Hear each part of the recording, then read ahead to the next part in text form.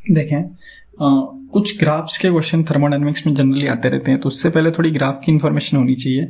जो generally graph होते हैं वो होते हैं पैराबोलिक टाइप के, तो उसके बारे में कुछ बात करेंगे। y equal to K x to the power n, के यहाँ पे क्या है कांस्टेंट, और n जो है वो पावर है। अगर ये पावर जो है वो एक से छोटी है, मतलब पावर नेगेटिव है, तो उस केस में जो हमारा ग्राफ का नेचर कैसा बनेगा वो देखें ध्यान से। अगर मान लो यहाँ पे है y और यहाँ पे है x, तो डिसेंडिंग ग्राफ बनेगा उस केस में x एक्सिस की तरफ जाता हुआ। क्लियर? जस्ट नेचर है, थोड़ा रफ आइडिया है कि कैसे बनेगा, देख के पता लगाने के लिए। अच्छा, अब अगर n है जो वो पॉजिटिव है, n क्या है पॉजिटिव, तो उस केस में ग्राफ कैसा बनेगा ये देखें। तीन के इसके अंदर भी फर्दर और केस पॉसिबल है, मैं एक में ही सारे बना देता हूँ।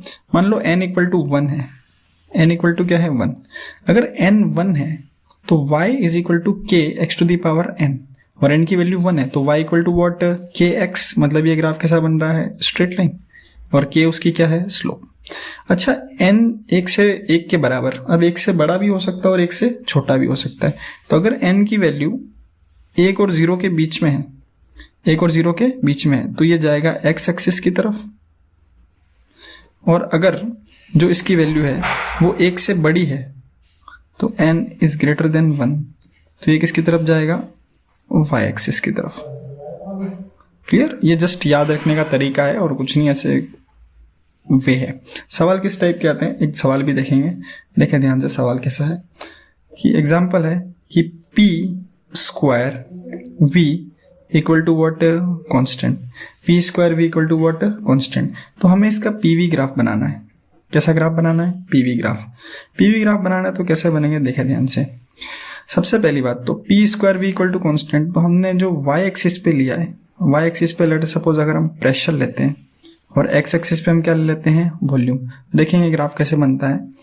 P square V equal to constant, तो इसको ऐसे लिख सकते हैं पी स्क्वायर, या इसको ऐसे लिख दो P V power 1/2 that is equal to what constant, power 2 से डिवाइड कर दिया। दूसरी चीज v को नीचे ले आए तो p इक्वल टू इस कांस्टेंट को k बोल देते हैं, v डिवाइड बाय 1/2। इसको फर्दर ऊपर ले गए तो k v पावर -1/2, तो p k v पावर -1/2। अब कंपेयर करेंगे y equal to K x to the power n।